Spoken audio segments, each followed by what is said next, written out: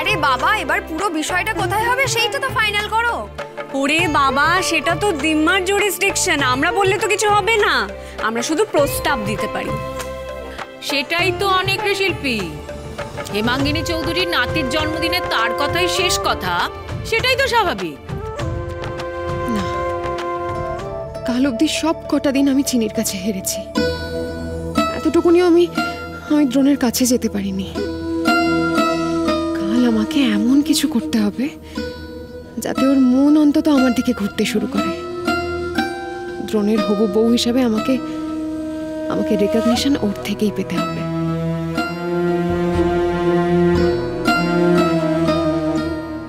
জল খাবার চলে এসছে। আমি বরং যাই, দ্রোণের ঘরে যাই, দ্রোণকে গিয়ে জিজ্ঞাসা করে আসি যে ও কাল ওর জন্মদিনে আমাদের কাছ থেকে কি গিফট এক্সপেক্ট করছে।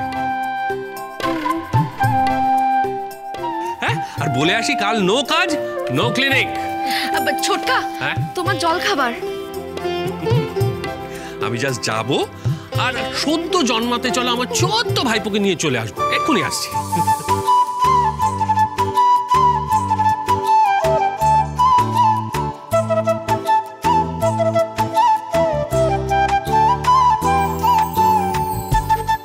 চিনি, তুই দ্রোণকে কি দিবি ঠিক করেছিস?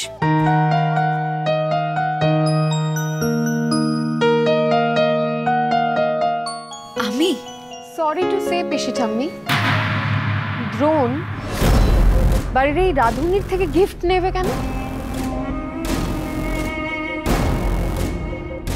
আচ্ছা বেশ, দেখা যাক নেয় কিনা।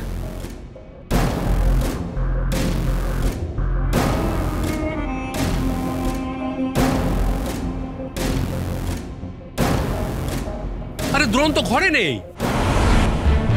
ঘরে নেই মানে? আরে বাবা, বাথরুমে আছে হয়তো, তুই ঠিক করে দেখ, তুই খুঁজিসনি হয়তো। আরে সব জায়গায় দেখেছি নেই। এ তো অবাক কাণ্ড, দ্রোণ মাকে না বলে তো কোথাও যায় না, আর তাছাড়া সকাল থেকে মায়ের ঘরেও যায়নি। ও মা, দাদা ভাই কোথায় গেছে জানো? না তো, কেন দ্রোণ ঘরে নেই? না, ও তো নেই, সেই কারণেই তোমায় জিজ্ঞেস করলাম। তুমি জানো? সে কি, সকাল সকাল ও বাড়িতে কাউকে কিছু না বলে বেরিয়ে গেল? চেম্বার থেকে ডাক আসেনি তো? কি হয়েছে? এ কি মা, আপনি আবার এই শরীর নিয়ে উঠে এলেন কেন? মা, বলছি ব্যথাটা এখন একটু কম আছে তো? হ্যাঁ, এখন অনেকটা ভালো। আমার দাদু ভাইয়ের চিকিৎসা একেবারে ধন্বন্তরীর মতো, ব্যথা প্রায় নেই বললেই চলে।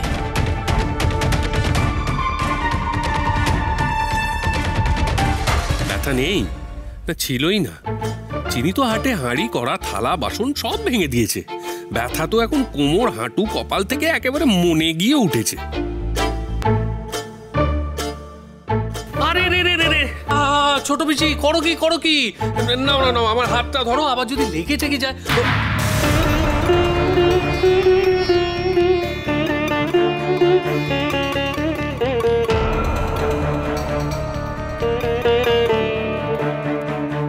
মা, দ্রোণ কোথায় গেছে তুমি জানো? না, আমাকে তো কিছু বলে যায়নি। তাই তুমি কি করেছো দ্রোণকে? ওকে এমন উত্ত্যক্ত করেছো যে ও সকালবেলা কাউকে কিছু না বলে বেরিয়ে চলে গেছে। এমনটা তো কখনো হয় না, দাদু ভাই 10 মিনিটের জন্য হলেও আমাকে বলে যায়। এই যে এই মেয়েটা, এই চিনি, নির্ঘাত এমন কিছু করেছে যে দ্রোণ বিরক্ত হয়ে বাড়ির বাইরে গিয়ে শুয়েছিল। কি ঝামেলা করেছো তুমি দ্রোণের সঙ্গে? না কি বিরক্ত করেছো ওকে? এটা কি বলছেন আপনি অপালা ম্যাডাম? স্বামী স্ত্রীর মধ্যে রাতে কি হয়েছে সেটা আপনি সবার সামনে বলতে বলছেন? না মানে সেটা শুনলে আপনার ভালো লাগবে তো? হোয়াট? শাট আপ চিনি। কি হয়েছে চিনি? কি ব্যাপার? আরে ওই তো দাদা ভাই এসে গেছে।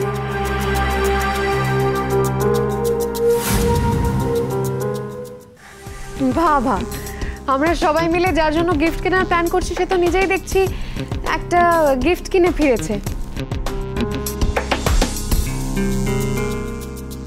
এত সকালবেলা তুই কি কিনতে গেছিলি রে দ্রোণ? আচ্ছা, এটা কারোর রিটার্ন গিফট তাই না? এই দেখি। এটা কোনো রিটার্ন গিফট নয়, এটা চিনির জন্য। চিনির জন্য এই মোবাইলটা কিনলাম। এখানে কাছে একটা দোকান আছে যেটা সকাল সকাল খুলে যায়, তাই কিনে আনলাম।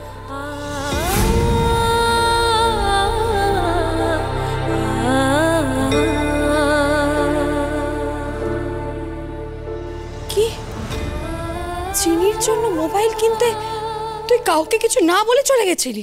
হ্যাঁ, কারণ বলে কিনতে গেলে অনেক প্রশ্ন উঠতো, অনেক কথা সৃষ্টি হতো, তাই না বলে কিনে আনলাম। বাহ, এটা তুই দারুণ করেছিস, কিন্তু এই জন্যই তো তোকে। আমার মাথায় বাবা এত ভাবনা আসে না।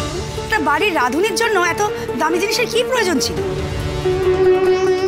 পিসিমণি, এটা আমি আমার স্ত্রীকে দিচ্ছি।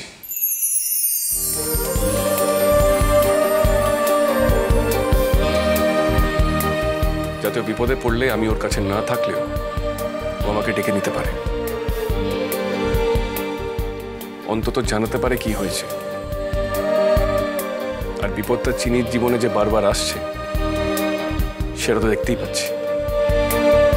চিনির হাত ধরে যখন আমি 7 পাক ঘুরেছি তখন ওকে রক্ষা করার একটা প্রতিজ্ঞাও করেছি। যতদিন সেই সম্পর্কটা আছে চিনির সব ভার আমার।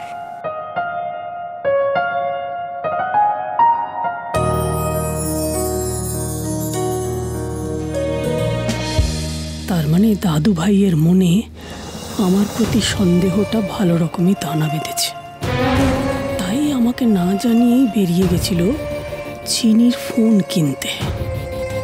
এটা একদম ঠিক কথা। বাড়িতে সকলের মোবাইল আছে, শুধু ওরই নেই। না রে ঠাকুরপো, ভুল করছিস তুই। চিনি এ বাড়িতে চিরকালের সদস্য নয়, কিন্তু মাত্র কয়েক দিনের জন্য, আর তারপরেই তো। মা, যে কদিনের জন্যই হোক, তার জন্য তো এই ব্যবস্থা। চিনি,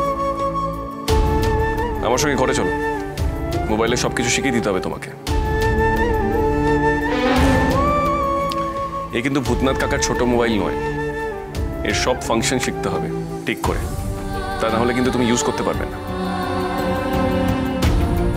দ্রোণ, তোকে ওই মেয়েকে আর নতুন করে কিচ্ছু শেখাতে হবে না, ও সব কিছু জানে। চাইলে না উল্টা তোকেও শিখিয়ে দেবে। জানে বলেই তো আমার কথাগুলো রেকর্ড করে দ্রোণকে শুনিয়েছিল। ঠিকই, ওর মতন চতুর মেয়েকে কিছু আলাদা করে শেখানোর প্রয়োজন নেই।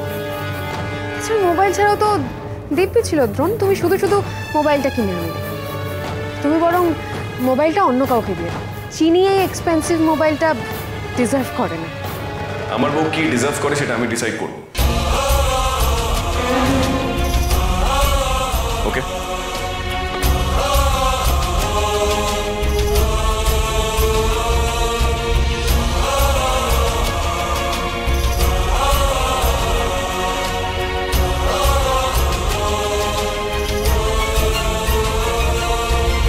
আরে এই, তোরা হাঁ করে দাঁড়িয়ে রইলি কেন? যা ওদের ঘরে যা, ওদেরকে একদম একা থাকতে দিবি না। যা শিগগিরি যা। এটা একটা গুরু দায়িত্ব বটে।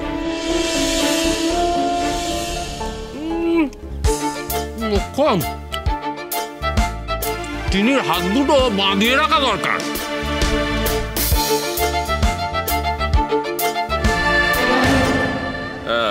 এই নাও চিনি, তোমার নতুন ফোন রেডি। ভালো করে দেখে নাও। এই অ্যাকাউন্টটা ক্লিক করলে কল, এইখানে ক্লিক করলে গ্যালারি, আর এইটাতে জানেন ছোট মালিক, আমার কত দিনের স্বাদ ছিল যে আমার নিজের একটা মোবাইল হবে। অনেক দিনের স্বাদ ছিল। তাই এবার থেকে এই ফোনটা নিজের কাছে সবসময় রাখবে, ওকে? আর আমি সব ফোনে রেডি করে দিয়েছি, কোথাও কিছু বুঝতে অসুবিধা হলে আমাকে বলবে, ওকে?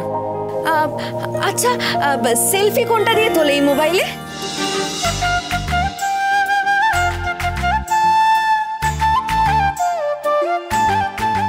প্রথমে সেলফি। আমি কি এটা সেলফি তুলতে দিয়েছি? আমি আপনাকে বললাম না এটা আমার অনেক দিনের স্বাদ ছিল যে আমার নিজের একটা মোবাইল হবে, সেখানে আমি অনেকের ছবি তুলবো, অনেক অনেক অনেক ছবি তুলবো আর অনেক সেলফি তুলবো। মামির ছিল, গ্রামে তো অনেকের কাছে ছিল, কিন্তু কেউ আমাকে ধরতেই দিত না। সবাইকে যখন দেখতাম পটপট করে ছবি তুলছে, আমারও না তখন খুব ইচ্ছা করতো, জানেন, খুব ইচ্ছা করতো ছবি তুলতে।